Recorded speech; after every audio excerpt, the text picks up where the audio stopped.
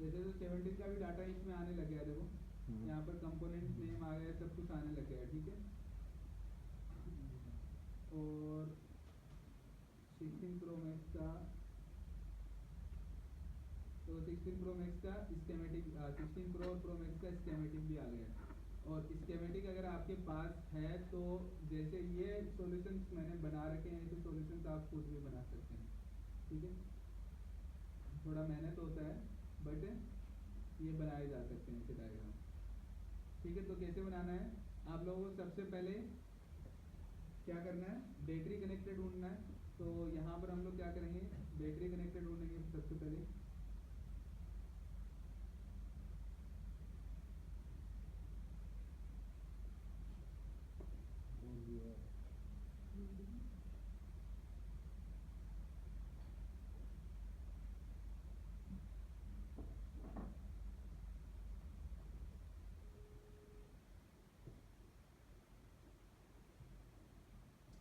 तो यहाँ पर बैटरी कनेक्टर देखते हैं किधर है।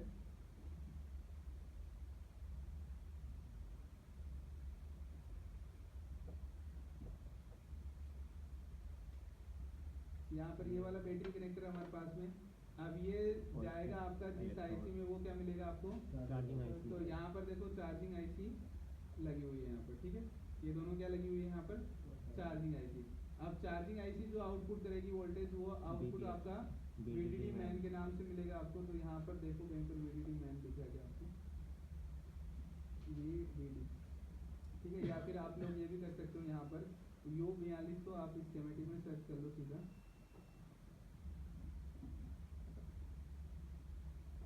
तो यहाँ पर हम लोग देखेंगे तो यहाँ पर देखो ये आईसी मिली है हम लोगों को, और यहाँ पर देखो ये रहा VDD मैन। तो ये वाला हमारा मैन चार्जिंग आईसी हो गया, और ये वाला हमारा सब चार्जिंग आईसी हो गया, ठीक है। सब चार्जिंग आईसी में आपको पता है VDD मैन लाइन VPH नहीं मिलता है। Dual power charging IC concept पढ़ा था हम लोगों ने, उसमें क्या होता है, एक चार्जिंग आईसी में VPH मिलता है, दूसरी चार्जिंग आईसी में VPH नहीं मिलता है। तो यहीं पर यहाँ पर भी वही सेम कंसेप्ट है। यहाँ पर देखो ये दूसरा चार्जिंग आईसी है, जिसमें आपको क्या मिल रहा है, यहाँ पर ये देखो VDD मैन ये मिल गया, और ये बूट कैपेसिटर लगा हुआ है, ठीक है यहाँ पर। तो इससे देखेंगे तो सब कुछ चीज़ें सेम है। यहाँ पर हम लोग देखेंगे तो यहाँ पर हमारे पास में देखो VDD सेंस लाइन, सेंस का लाइन है, ठीक है। और इधर हम लोग देखेंगे तो ये सेंस वाला लाइन को फॉलो करेंगे हम लोग, तो आपका ये कनेक्ट होगा आगे जाकर, इस पर मोस्टली से मोस्टली जो कनेक्ट होने वाला है वो आपका चार्जिंग वाली लाइन में कनेक्ट होगा। अब ये मिल गया हमें VDD। तो अब देखो पूरे मदरबोर्ड में कहाँ कहाँ जा रहा है, मिल गया।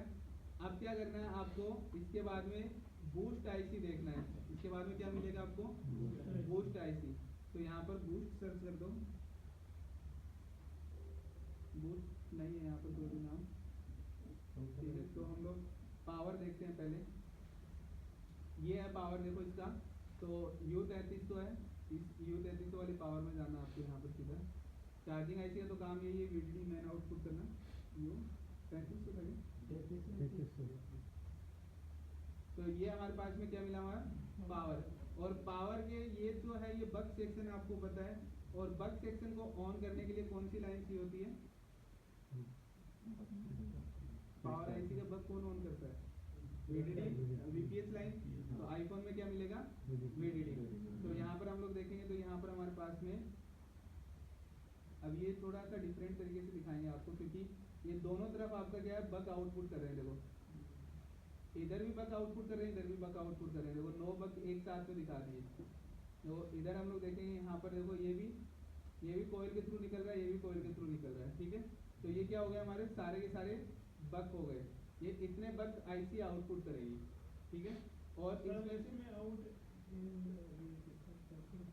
नहीं, ये आउट है, सारे के सारे सब बक है। देखो यहाँ पर ये आउट है। बस एंड्रॉइड में क्या करते हैं, इधर इन दिखा देते हैं, इधर आउट दिखाते हैं। इन लोगों ने ये नहीं कर रखा है यहाँ पर, ठीक है। अब इसके बाद में हम लोग U33 का दूसरा पार्ट देखते हैं।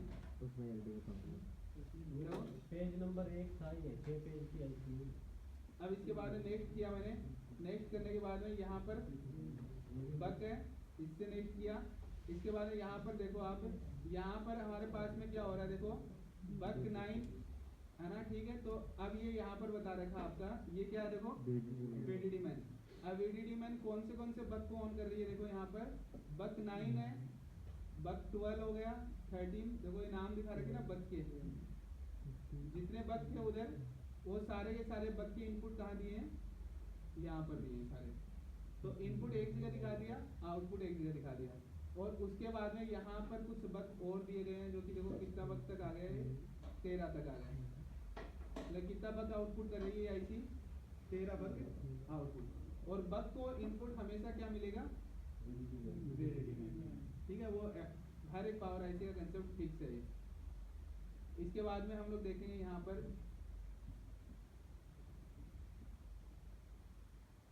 ये U33 को वापस से तो नेक्स्ट करते हैं। अब यहाँ पर हम लोग देखेंगे, यहाँ पर हमारे पास में क्या लिखा देखो, LDO, देखो ये है LDO। अब LDO को ऑन कौन कर रहा है, देखो इधर से इधर से ऊपर से आते जाते देखो इतना पार्ट यहाँ पर बंद किया गया देखो। तो इस वाले पार्ट का LDO ऑन करने के लिए कौन सी आईसी यूज की गई है, तो VDD बूस्ट। अब इसको फॉलो करोगे तो VDD बूस्ट मिल जाएगा आपको, कहाँ पर है। इसके बाद में ये LDO आउटपुट हो, ठीक है। इसके बाद में दूसरे LDO का आउटपुट करने के लिए कौन सा वोल्टेज यूज किया गया है, VDD में। इसके लिए भी VDD में। अब यहाँ पर हमारे पास में देखो क्या है, PP1V8। 1V8 का मतलब क्या होता है, 1.8 वोल्टेज। S का मतलब पता है किसी को क्या होता है,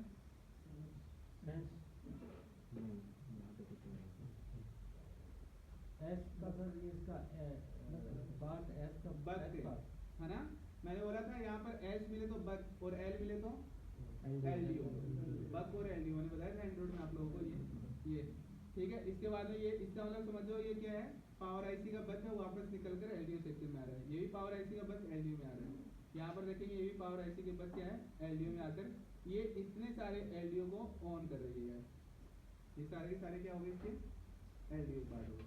तो वही सेम है जो एंड्रॉइड में आपको मिल रहा था, वही है देखो पावर आईसी का। अब आपको बनाने के लिए बैठना पड़ेगा इस चीज़ के लिए, ठीक है। अगर डायग्राम बनाना तो बैठना पड़ेगा। कैसे बैठना पड़ेगा, अब पहले हम लोगों को क्या मिला, बैटरी कनेक्टर।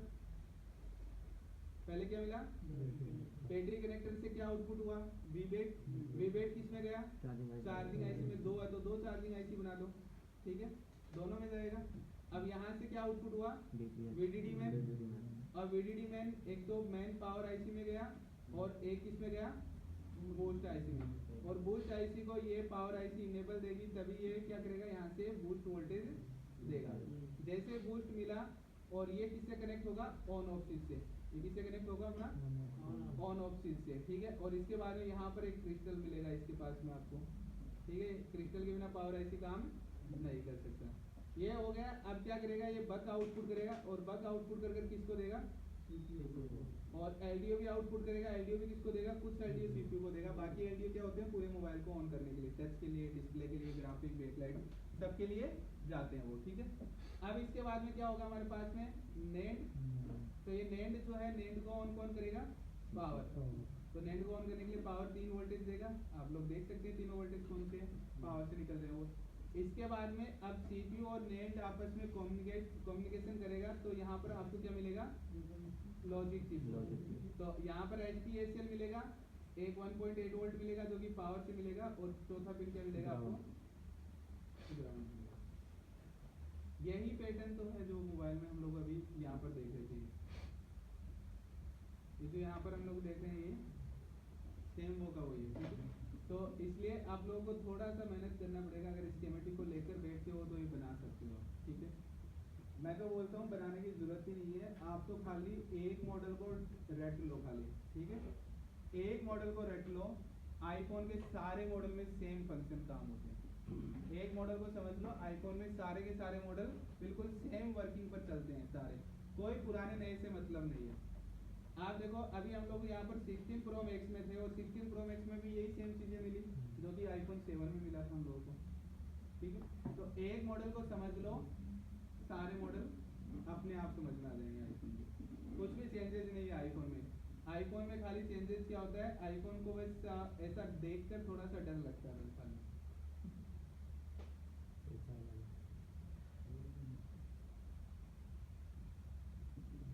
सबसे ज़्यादा डर खोलने में लग रहा है, सबसे ज़्यादा डर खोलने में लग रहा है। खोलने के बाद में फिर कोई दिक्कत नहीं।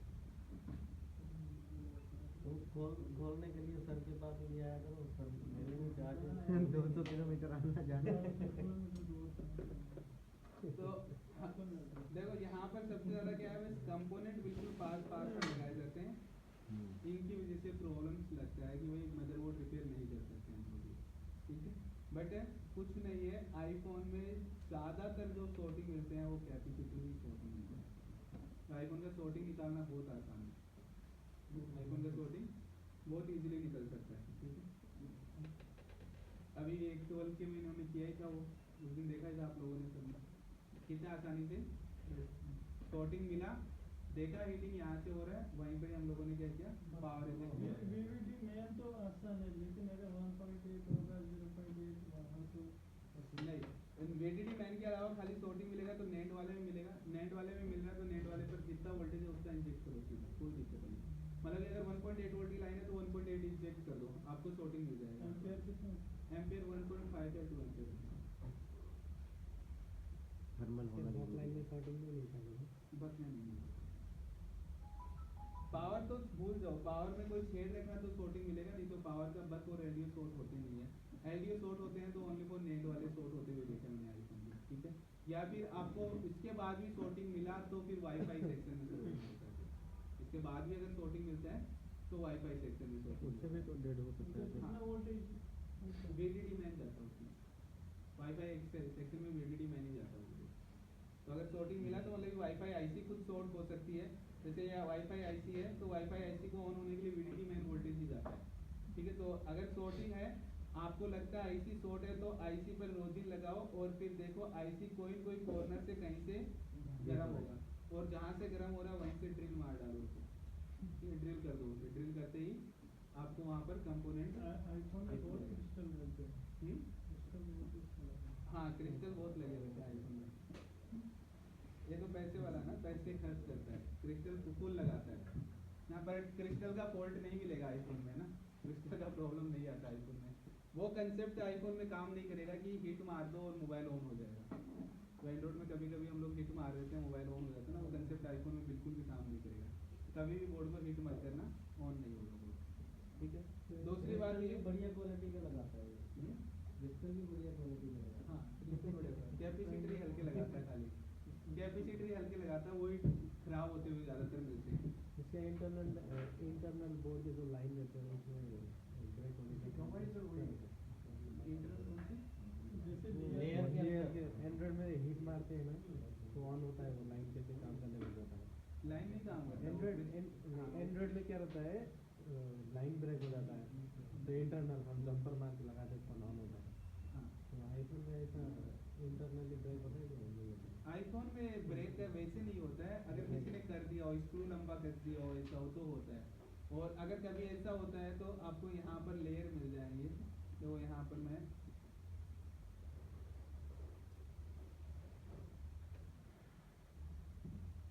वीडियो में देखा होगा जहाँ जो कहते हैं ग्राफिक हाँ वो जंपर आपको यहाँ से देख कर करने हैं। स्क्रू की वजह से तो फिर कई लाइन ब्रेक होंगे ना। तो जंपर भी सही मारने चाहिए, एक जंपर का 1000 रुपये मिलता है, क्योंकि अगर स्क्रू वाला डेड होकर आता है ना मोबाइल तो कम से कम भी 6 से 7 हज़ार रुपये खर्चा हो जाएगा, और यही 7-8 जंपर मारने पड़ते हैं उसमें। तो यहाँ पर हम लोग देखेंगे तो यहाँ पर देखो हमारे पास में इसमें तो नहीं मिलेगा, इस लेयर का ऑप्शन किधर है इसका, किसी भी लेयर नीचे लास्ट में लिखा है बिल्कुल नीचे। ठीक है। इसमें आपको क्या है कि सारे बोर्ड की लेयर दिखेगी आपको कि कहाँ कहाँ वायर जा रहा है, कौन सा वायर जा रहा है। तो जहाँ से आपको डैमेज दिखता है वहाँ से आपको क्या करना है, स्क्रैच कर जंपर उठाना है। जैसे ये हमारे पास में है, अब यहाँ पर देखो हमारे पास में कितनी लेयर है, इसमें 8 लेयर तक है। मैं एक पर क्लिक करता हूँ, यहाँ पर पहली लेयर में ये दिख रहे होंगे आपको, दूसरे पर क्लिक करता हूँ मैं, अब दिखा आपको दूसरी लेयर दिखा, ऊपर का भी दूसरा और नीचे का भी। इसमें मसला है ना कि अगर दूसरी लेयर में ये डैमेज होगा, पहला वाला तो फिर कट जाएगा। तो पहले वाले को थोड़ा दूसरी जगह से स्क्रैच करके वापस जंपर मारते हैं ना। जैसे मान लीजिए हमारे पास में यहाँ से मान लो कुछ हुआ, ये मुझे जंपर मारना मान लो, तो अगर इसके ऊपर भी अगर लेयर है तो वो तो कटेगी, ठीक है। तो मैंने क्या किया, इतनी दूर में स्क्रैच किया मैंने, ये मैंने जंपर मार दिया, ठीक है। अब मैं ऊपर वाली लेयर को देखूंगा। अब ऊपर वाली लेयर का मान लो मुझे यहाँ पर मिला और यहाँ पर मिला, तो अब मैं क्या करूंगा, यहाँ से हल्का स्ट्रेच करूंगा, सेकंड लेयर तक स्ट्रेच करूंगा, फर्स्ट लेयर तक स्ट्रेच करूंगा, फिर इसको यहाँ से यहाँ जंपर मारूंगा, फिर ऊपर से। तो उसको नजदीक में करना है, सेकंड वाले को फर्स्ट वाले को थोड़ा दूर। फर्स्ट वाले को, हाँ, जैसे सेकंड वाले को यहाँ से कर दिया, फर्स्ट वाले को यहाँ से कर लो, अगर और भी हो तो फिर और यहाँ से करो। 1 by 1 लेयर को करना होता है, ठीक है। और इसे ड्रिल करने का तरीका हम लोग देखते हैं कि कैसे ड्रिल करना है आपको इसे, ठीक है। आप ब्लेड से भी कर सकते हो, सर्जिकल ब्लेड से भी कर सकते हो, और ड्रिल मशीन से भी कर सकते हो ड्रिल, ठीक है। तो यहाँ पर इस तरीके से आपको ऑल लेयर में इस तरीके से दिखेंगे सारे लेयर, ठीक है। तो आपको वायर पता चल जाते हैं बोर्ड में कहाँ पर वायर आ रहे हैं। मान लीजिए कोई आईसी है जिसका प्रिंट फट गया, अब प्रिंट फट गया, उसका कोई टेस्टिंग पॉइंट है नहीं कहीं पर, तो आप देखो इस कैपेसिटर के नीचे इसका टेस्टिंग पॉइंट दिया गया है।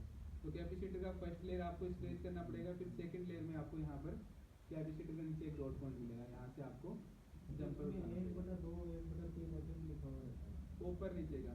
जब भी आप क्लिक करोगे, जैसे मान लो मैं 2 पर क्लिक करूँगा तो 2 और 8 दोनों दिखाएगा, रेड और ये वाला कलर दोनों दिखाए। क्यों? क्योंकि ऊपर से अगर जोड़ा तो नीचे वाले पर 8 लेयर पर पहुंच गया, और उल्टा अगर जोड़ा तो इधर वाली 2 लेयर है तो वो नीचे वाली क्या हुई, 8वीं लेयर पर पहुंच गया। तो ऊपर नीचे का एक साथ दिखा दो।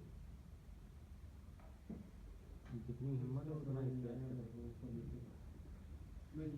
ये बोर्ड है, ये बोर्ड है, इसमें 10 लेयर है।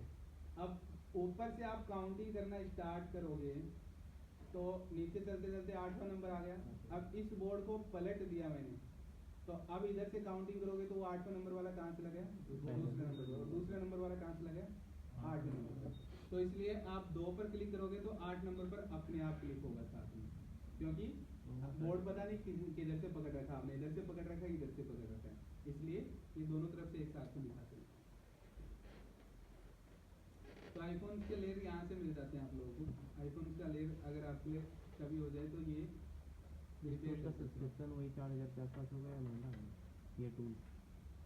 ये 2500 रुपये का आता है, 2450-2500 रुपये का एक साल का सिंगल यूजर। 3 यूजर लेते तो उसमें 3 यूजर आता है 5000 रुपये का 3 यूजर आता है। और बढ़िया। इसमें एंड्रॉइड का रहता है कि नहीं? एंड्रॉइड का रहता है बट नाम के बराबर। आईफोन के लिए स्पेशली ये आईफोन और मैकबुक के लिए होता है। मैकबुक का भी बहुत अच्छा दे रखा है इसमें, और आईफोन का भी बहुत अच्छा दे रखा है। एंड्रॉइड के लिए बस नाम करता है, बाकी कुछ नहीं होता।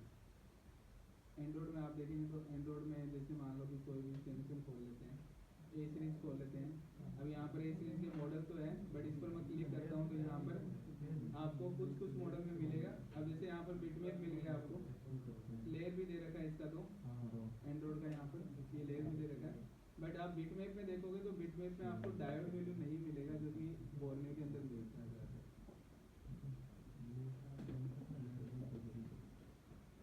देखो ये, अब मैं इस पर क्लिक करता हूँ तो ये क्लिक दिखा दिया मुझे, देखो ठीक है, ऐसे क्लिक दिखा दिया। अब इसने नाम तो दिखाया नहीं, कौन सी लाइन है, क्या है, कैसे है, तो फिर आप कंफ्यूजन हो जाएगी कि कौन सी लाइन को चेक करना है, कितना वोल्टेज आएगा, क्या रहेगा लाइन का मान, है ये चीज़ होती है। बट बोर्नियो में आपको ये चीज़ें देखने को मिलती है। जैसे भी क्लिक करोगे आप तो वहाँ पर लाइन का नाम देखने को मिलता है कि कितना, कौन सा लाइन है, कितना वोल्टेज का लाइन है, सब कुछ इन्फॉर्मेशन GR भी मिलता है। तो इसलिए एंड्रॉइड के लिए इतना अच्छा नहीं मान सकते हम लोग इसे, पर आईफोन के लिए अच्छा है अगर हम लोग बोर्नियो के मुकाबले देखेंगे। आईफोन और मैकबुक के लिए भी बहुत अच्छा है। मैकबुक के तो सीधे से सॉल्यूशन दे रखे हैं हम लोगों ने। गूगल के कितने मॉडल भी हैं? बोर्नियो में 7-8 मॉडल है गूगल के। गूगल की तरह ऊपर सैमसंग के नीचे है। एक दो तीन चार पाँच छः सात आठ बोर्नियो में भी इतने ही है 7-8 मॉडल। 6 मॉडल। बट ये है ना, यहाँ पर देखो इसमें क्लिक करने के बाद में ये लाइनों के नाम नहीं दिखाएगा आपको, बट लेयर बता देता है। तो एक बेनिफिट ये है कि बोर्नियो में लेयर का ऑप्शन अभी तक नहीं आया है, बट यहाँ पर लेयर का ऑप्शन है। बट आपको यहाँ पर क्या है, लाइन का नाम नहीं मिलेगा, देखो खाली कनेक्टिविटी दिखाएगा, बाकी कुछ नहीं दिखाएगा। ये प्रॉब्लम मिलेगा आपको।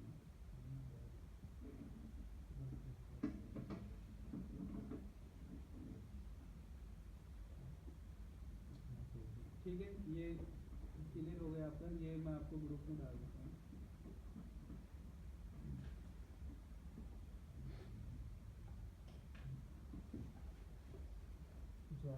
सेकंड वाले 6 वाले मॉडल में ये तो IC ब्लूटूथ IC खराब हो गया मेरा, तो बनता था